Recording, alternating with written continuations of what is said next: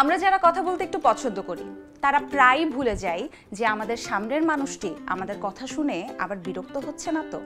অনেক সময় কিন্তু এরকম হয়, কোনো একটা আড্ডায় বা বিশেষ কোনো আলোচনায় একজন নির্দিষ্ট মানুষ এত বেশি কথা বলে থাকেন যে সেই মানুষটি একটা পর্যায়ে গিয়ে সবার অপছন্দের কারণ হয়ে যায়।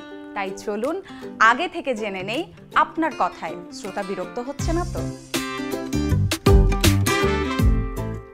এক, শ্রোতা যখন কথার মাঝে কথা বলে। যখনই আপনি লম্বা সময় ধরে কথা বলতে থাকবেন তখন কথার মাঝখানে কথা বলে বা আপনাকে থামিয়ে দিয়ে যদি আরেকজন কথা বলা শুরু করে, বুঝে নেবেন আপনার কথা শোনার ধৈর্য তার নেই, অথবা আপনি এত বোরিং কথা বলছেন যে সে শোনার আগ্রহ হারিয়ে ফেলেছে। দুই, শ্রোতা যখন ফোনে ব্যস্ত হয়ে যায়। এমনিতেই আজকাল প্রায় সবাই ফোনে ব্যস্ত থাকে, কিন্তু কারোর সাথে আলাপ করার সময় সামনের মানুষটি যদি বারবার ফোনের দিকে তাকিয়ে স্ক্রল করতে থাকে তাহলে বুঝে নিতে হবে সে বিরক্ত হয়ে গেছে আপনার কথায়। তিন, শ্রোতা যখন বারবার সময় দেখে।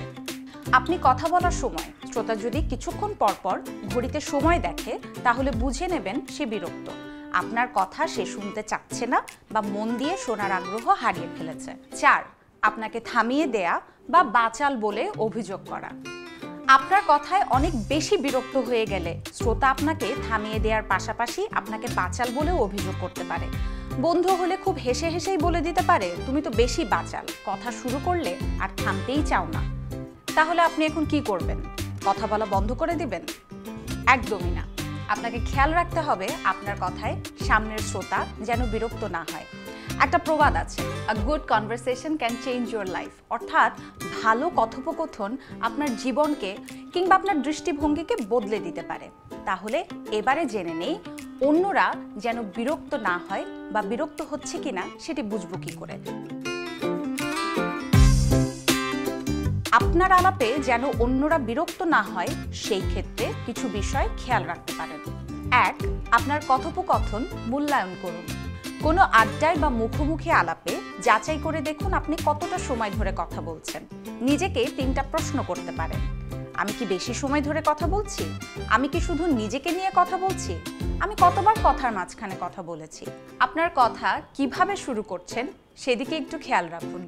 অন্যের কথা মাঝপথে থামিয়ে না দিয়ে অপেক্ষা করুন, তার কথা শেষ হলে নিজের কথা শুরু করুন।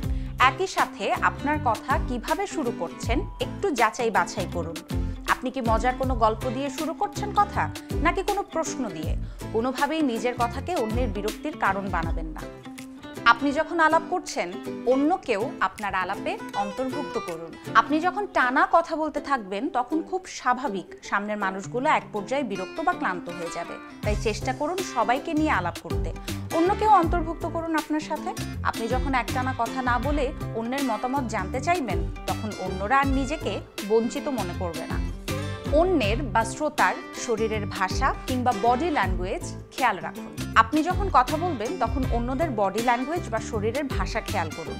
অন্যদিকে তাকিয়ে থাকা, ইশারায় বিরক্তি প্রকাশ করা, ঘুম ঘুম হয়ে যাওয়া, এসব খেয়াল করলেই চেষ্টা করবেন আপনার কথাকে সংক্ষিপ্ত করতে।